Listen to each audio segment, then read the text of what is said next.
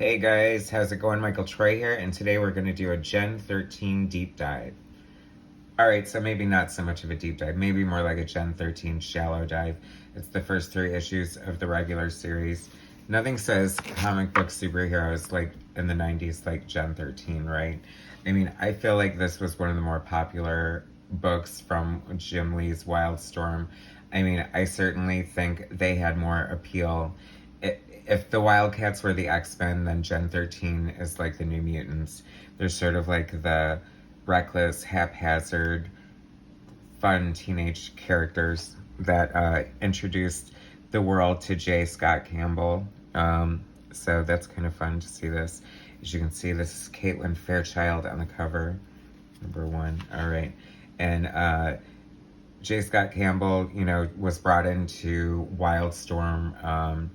And at the time, Image was creating their own little branches of their universes with their own little superhero groups and, little side projects and families and things like that. And so they were basically, well, I know that Mark Silvestri and Rob Liefeld and Jim Lee were all trying to get people who sort of, drew like them to have sort of like a house style within their umbrella, which is kind of strange because you would think that's part of the reason they left Marvel Comics, but I don't know.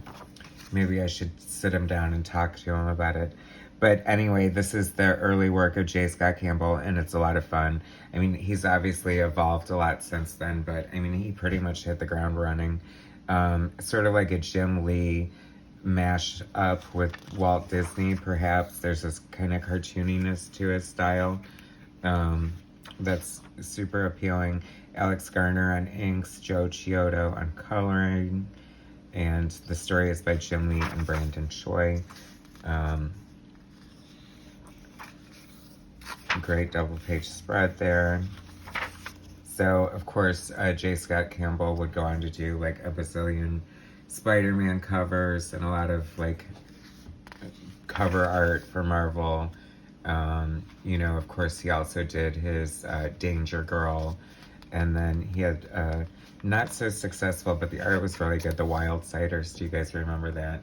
I don't know, it was kind of very high concept in a way with some of the artistic experimentation he was doing on it for some of the effects. But I guess I'd have to do that separately if I was going to get into all that. But this is funny. I love this. This is so, like, Jim Lee. I mean, that might as well just be Psylocke sitting right there. His head's just blowing up. I love the gratuitous violence. The slapstick, sort of cartoony violence. I have to say, I can't lie, I was a huge Gen 13 fan. I love them. I just thought they were a lot of fun. J. Scott Campbell's art was very appealing to me. Oh, a pinup by Jim Lee and Alex Garner. Oh, and it's like a trifold. It was so funny.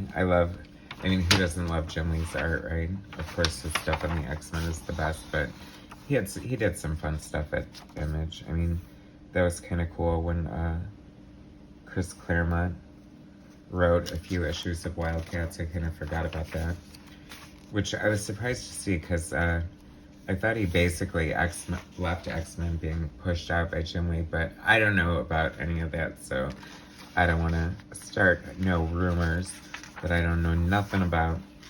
But if you guys know anything about it, please feel free to comment.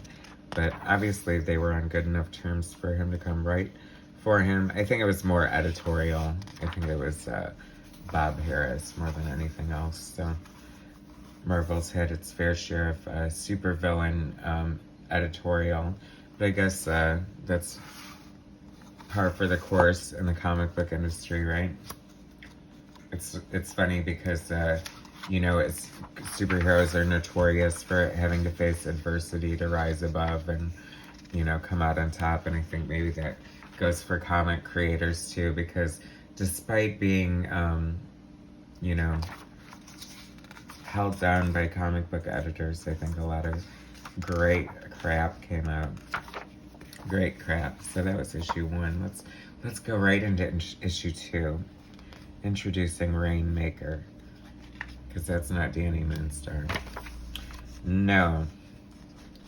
It's funny, this, I don't know if Jim Lee invented it, but he certainly did popularize it, that sort of weird reflective shading. I mean, that looks so cool, but it's so, like, 90s too.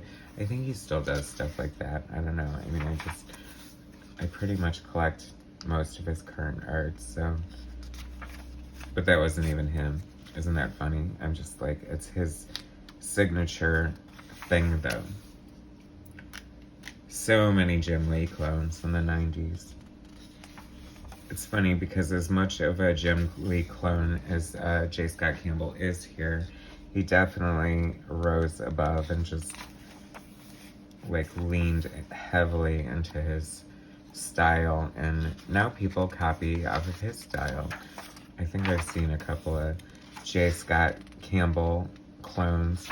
Richard Johnson, I don't know who this guy was. I think he might have been some sort of intern at Wildstorm or something. I feel bad if you've done like a million things and I don't know your name, but I think that's as far as it went. Savage Dragon, one of my favorite Image comics. But anyway, I don't know. I just don't, it's funny, that's the problem. Well, not the problem, but part of the problem, I guess, is like, you know, is fun and great as these were at the time or whatever. They just don't stick to me like the New Mutants or the X-Men do. Like, I mean, it's okay to look through this, but I don't feel any great nostalgia or huge desire to like dive in and read this or reread it like a million times. So $1.95, that was like the perfect price for a comic book. I think they should be $2.99 and that should be it for a 22-page book. I mean, just, God, like, I don't know, start doing better advertising or something. But I'm pretty sure that there's like, you measure anatomy by heads, and the superhero shouldn't be bigger than 7 heads, and that's probably like 12 heads right there, but oh well. Artistic license. Grunge. I love Grunge, Free Fall, Fairchild, Rainmaker, and Roxy.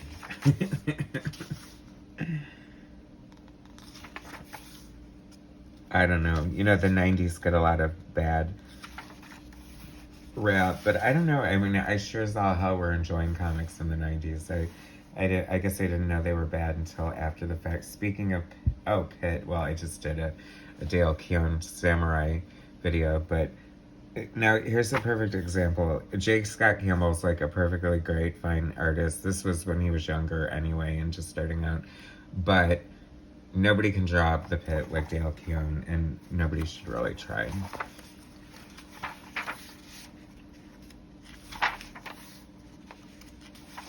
Dan Norton.